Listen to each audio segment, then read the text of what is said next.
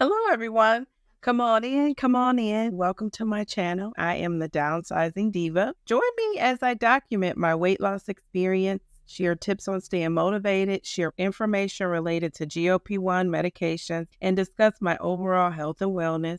Today, I'm going to share with you my experience with Rybelsus, the pill form of Ozempic. In my last video, I talked about my weight loss journey and talked about how I started off on Rybelsus. During that video, I called it Rybelsus. I don't think I pronounced it correctly. So hopefully today I'm pronouncing it correctly. Rybelsus. I was taking that from May, June-ish. I can't remember the exact month, into September.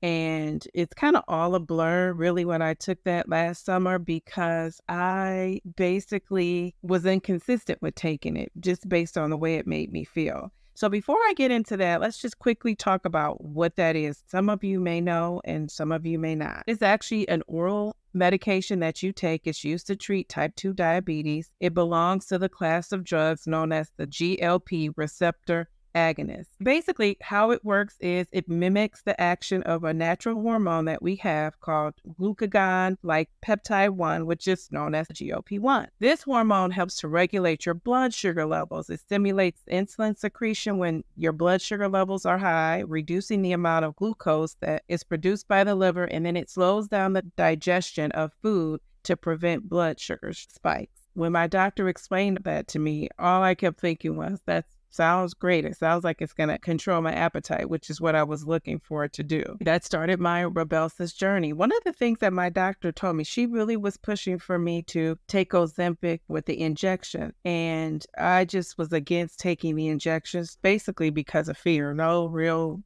scientific reason. I just did not want to inject myself with the needle. Since then, I've learned that it's not that bad, but you could not convince me back then, obviously, to take it, because I did not. So I chose the pill form. And my doctor told me that the insurance didn't cover totally the Rybelsus, but it would cover the Ozempic if I took the shot. And that was another thing that she brought up to kind of convince me to go with Ozempic, taking the injection. And I said, no. I would rather pay the $25. That was what I would pay and what I ended up paying. I would rather do that than to take the injection. And so that is what I did. Initially, when I first took the pill, one of the things that I was a little concerned about was that you had to take it 30 minutes before you eat your first food, drink, or any other medications you had to take, and you had to drink it with no more than 4 ounces of water. That might sound like an easy thing, but for me, that was kind of annoying, because my routine was to get up, eat something, a little something, or drink a little something, and you could not do that. The first thing you had to do was take this pill. So even though that's not a huge inconvenience, it was something that I did not prefer to do. My doctor started me on 3 milligrams. That's the lowest dose you can take. She told me to take that for a week and then see how I did on it, see how it went. And she would raise it up to 7 if I needed to or wanted to raise it up to 14, which I believe is still the highest you can go. So I started off at the 3. I did not really have any symptoms that, were preventing me from moving up. And so I did move up. And when I moved up to 7, that's when I started to feel some symptoms that,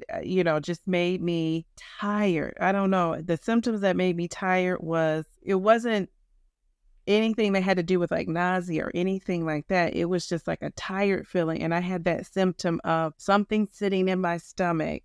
And I wasn't constipated necessarily, but it just was a feeling of something needs to be moved out. And I say I wasn't constipated. You might say, well, how do you know? Because I was going to the restroom every day. So I know I wasn't. I don't know for a fact, but I don't think I was constipated because I was having those bowel movements. So I just had this feeling, and my stomach is already large. And so to feel like something that's bloated and sitting there on top of being large already, that just made me not want to do anything. I remember being exhausted all the time. And so I did not like that feeling. And I also felt after maybe a month of doing that and taking the 7 milligrams, I started to get my appetite back. So that appetite suppressant, was strong the first 2 to 3 weeks, and then it kind of wavered off or it dwindled down. So I moved to the 14. By the time I got to like the end of July, beginning of August, I remember telling my doctor that maybe I should just try for the top because I just felt like I needed more. I was just going to force myself to make it work. And that really didn't last. I mean, I wasn't able to force myself to make it work because let's face it, we all have to still function with these medications. I'm a single mom. I just could not function like that. Eventually, that's one of the things that led me to stop taking Rybelsus. Some of the benefits for me that I loved about taking it was I didn't like the injection. It was great to just take a pill. The downside of the pill was you had to take it with water, but you had to take it before you could eat or drink anything else. So if you messed that up, that kind of set the tone for your day. And I think it kind of ruined your day in a way because you're already thinking you started off wrong. I may have done that one time. And feeling that way, just feeling defeated and like I just messed up my day before I even started it or messed up effects of the pill that motivated me not to do that again. But it was tough. And it also controlled my blood sugar level. When I had a blood sugar level reading, it was 7.5. Which is in the diabetic range. By the time I had taken another blood sample and had a blood reading, which was only a couple months of me taking Rybelsus, I was down 6.7, which is still not a normal category, but it had almost gone down a full point, which is great. It was just like that short of a time. So that tells you what it could do, the power of Rybelsus and Ozempic and any of these GLP-1 medications, what they can do for your blood sugar. So that was a plus. My doctor was so excited about that. And then, of course, I did lose weight. I think I lost 10 to 13 pounds. My doctor was excited about it. And I think she was in disbelief when I wanted to go off. She thought, why would you want to do that? And I told her, give me some time. Let me do some more research. And let's see if I can talk myself into taking Ozempic. And basically what happened was over the course of my research, instead of taking Ozempic, I ended up taking Mounjaro. I've read and seen and heard people talk about that fullness, that feeling that you feel in your belly when they are taking Ozempic and Wegovy, and I do not have that experience with Mounjaro. So that's why I'm able to be on Mounjaro and stay on it, and it has been doing well with me and what I'm trying to do for my health and wellness. So that's really the only side effect. One time with Rybelsus, I will say I did eat your normal fatty, fried, greasy foods, and I felt so sick.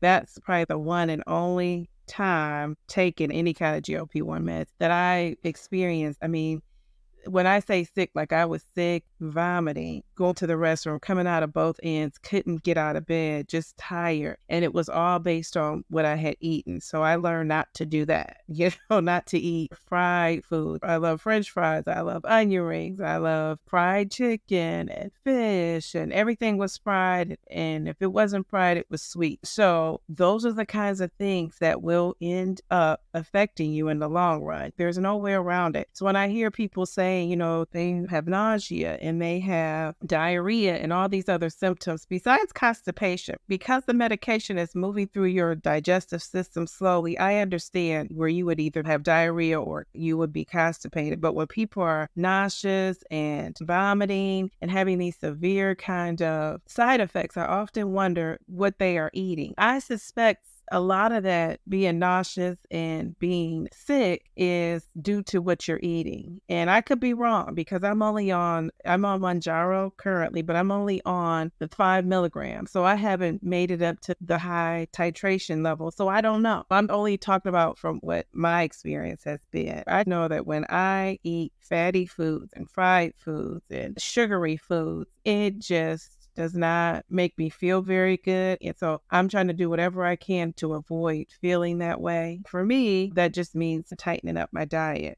So that is my experience on Rybelsus. I am excited to be able to share that with you. Before we wrap up, let me know if you have taken Rybelsus before. Would you consider it? Would you consider taking any kind of injection for weight loss if you're not already doing that? Tell me about your weight loss journey. Are you currently taking a GLP-1? Are you on Mounjaro, Zepbound, Wegovy, Ozempic? Tell me about any of those things. And please subscribe to my channel for more informative videos about my weight loss journey. And until the next video, remember, slow and steady wins the race. Just don't quit.